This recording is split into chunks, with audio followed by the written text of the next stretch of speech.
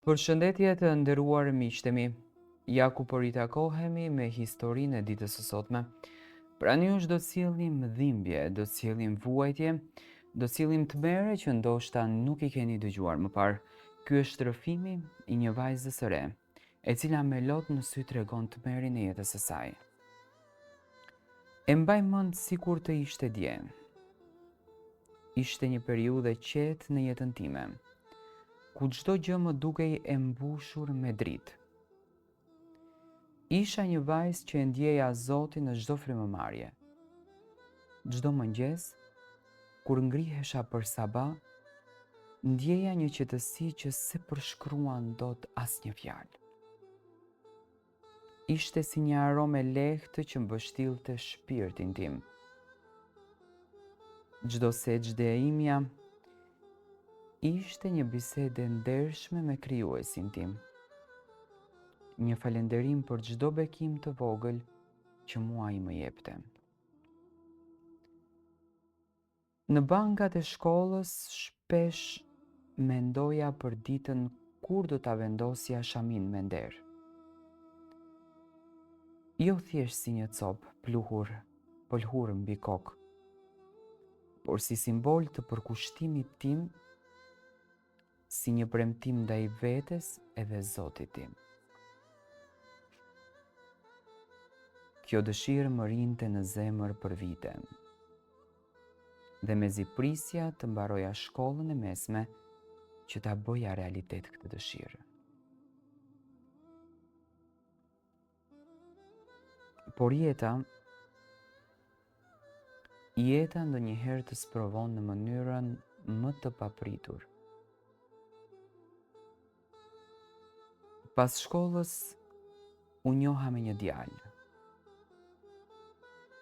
Në fillim ai ishte i sjellshëm,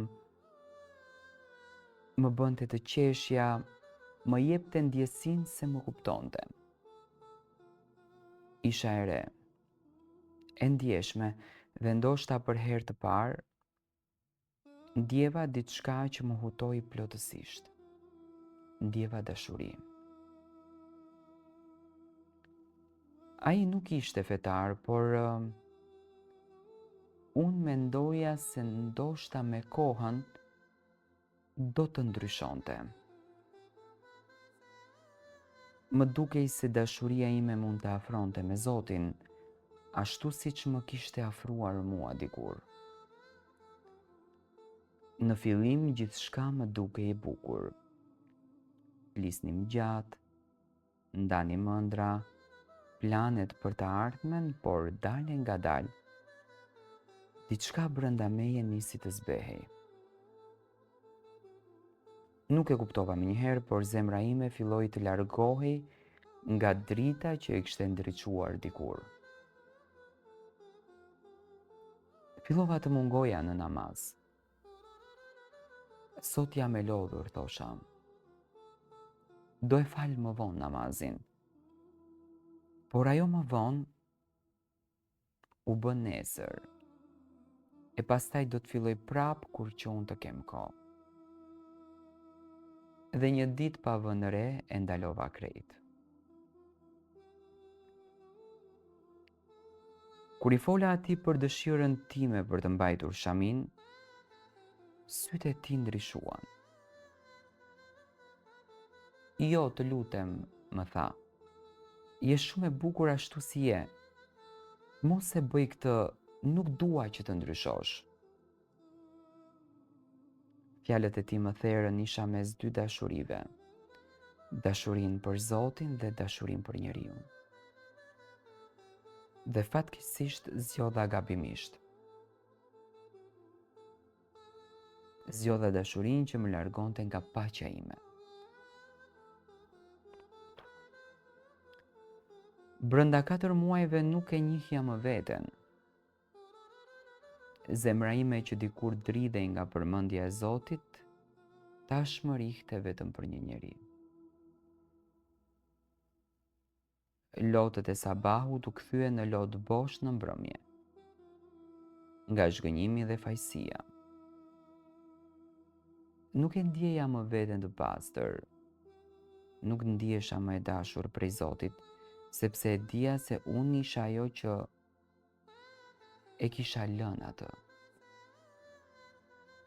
E dija se po devijoja, por më mungonte forca për t'u kthyer.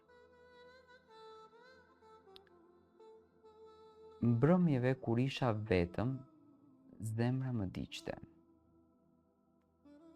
Dëgjoja ezanin nga dritarja dhe ndjeja një mall të pashpjegueshëm.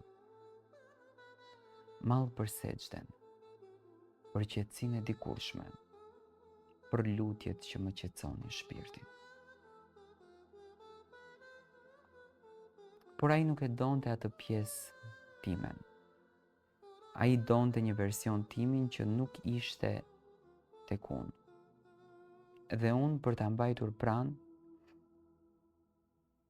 hoqa dorë nga vetja, nga feja ime, nga paqja ime.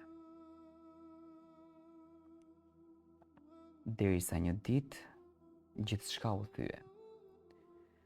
Ai u largua, pa arsye, pa shpjegim, e pa kthim koke. Thjesht iku. E lash me syt plot edhe me zemrën e zbrazët. Atë natë kuptova çfarë do të thotë vetmi e vërtet. Ajo që nuk e mbush as muzika, as miqtë, e as një gjë tjetër. Qava shumë, ne të tëra. Unë mbylla në dhomë dhe shikoja fytyrën time në pasqyrë. Nuk e njihja më. Ajo vajza që dikur falej me dritë në sy, tashmë kishte sy të lodhur dhe një shpirt tepër të thyer. Një natë në kulbin e dhimbjes ula në sejdë. Nuk mbaj mend sa gjatë qëndrova aty, por di që çdo lojë që derdhej ishte një lutje e vërtetë. Se dija si ta filloja, thjesht thash, Zot, jam kthyer. E humba rrugën, por jam kthyer tek ti. Ajo sejdë ishte ndryshe nga të gjitha. Ishte e mbushur me pendes, me dhimbje, me mall për Zotin. Dhe aty mes slotëve ndjeva sërish atë ndjesi që më kishte munguar. Paqe. E kuptova se dashuritë e njerëzve janë të brishta, por dashuria e Zotit është e përjetshme. Ai nuk më kishte lënë asnjëherë. Unë isha ajo që isha larguar. Dhe prap kur u ktheva më priti me mëshirë. Që prej asaj dite çdo namaz është një premtim i ri.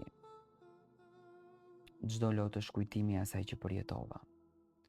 Dhe çdo herë që shoh shamin time në pasqyrë, e di se ajo nuk është thjesht simbol, por dëshmi e një rrugtimi nga errësira në dritë, nga devimi në udhëzim dhe nga dashuria njerëzore në dashuri hyjnore.